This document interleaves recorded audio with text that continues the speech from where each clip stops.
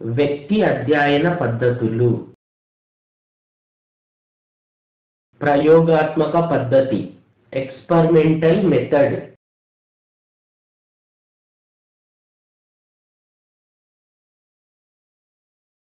జీవి ప్రవర్తనాంశాలను నియంత్రిత పరిస్థితులలో లోతుగా నిశితంగా పరిశీలించి వ్యాఖ్యానించే శాస్త్రీయమైన పద్ధతి ప్రయోగాత్మక పద్ధతి. ఉద్దీపనలకు అనుగుణంగా జీవితంలో కలిగే ప్రతిస్పందనలను కొలవడమే ప్రయోగం. వాటి ద్వారా జరిగే ప్రవర్తనాంశాలను అధ్యయనం చేయు పద్ధతి ప్రయోగాత్మక పద్ధతి. ప్రయోగాత్మక పద్ధతికి దోహదపడే పరిశీలన రకం నియంత్రిత పరిశీలన.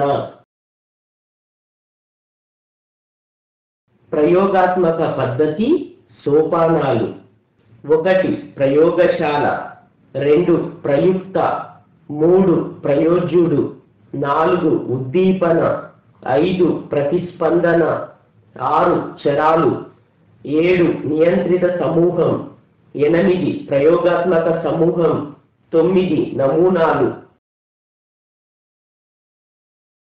ప్రయోగశాల ల్యాబొరేటరీ, ప్రయోగాన్ని నిర్వహించే స్థలం.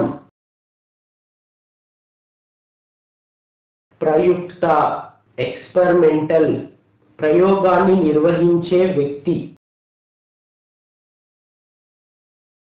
ప్రయోజ్యుడు సబ్జెక్ట్, ప్రయోగానికి గురయ్యే వ్యక్తి. ఉద్దీపన స్టిములి, వ్యక్తి ప్రవర్తనలో మార్పు కలిగించే ప్రతి బాహ్య కారకం ఉద్దీపన. వ్యక్తి నాడీ వ్యవస్థలో మార్పును కలిగించేది ఉద్దీపన. వ్యక్తి కండర వ్యవస్థలో మార్పును కలిగించేది ఉద్దీపన. ప్రతిస్పందన, ఉద్దీపనలకు సమాధానం ఇవ్వడమే ప్రతిస్పందన. చరాలు, చరం అనగా వ్యక్తి ప్రవర్తనలో మార్పు కలిగించే బలమైన ఉద్దీపన. చరాలు 3 రకాలు: 1 స్వతంత్ర చరాలు, 2 పరతంత్ర చరాలు, 3 జోక్య లేదా మధ్యస్థ లేదా బాహ్య చరాలు. స్వతంత్ర చరం, ప్రయుక్త ఆధీనంలో ఉండే చరం స్వతంత్ర చరం. ప్రయుక్త ప్రయోగంలో తన ఇష్టానుసారంగా ఉపయోగించే చరం స్వతంత్ర చరం. స్వతంత్ర చరానికి మరొక పేరు ఉద్దీపన. ప్రయోగంలో ప్రవేశపెట్టే మొట్టమొదటి చరం స్వతంత్ర చరం. స్వతంత్ర చరం కారణంను సూచిస్తుంది. పరతంత్ర చరాలు, ప్రయోజిని ఆధీనంలో ఉండే చరాలు పరతంత్ర చరాలు.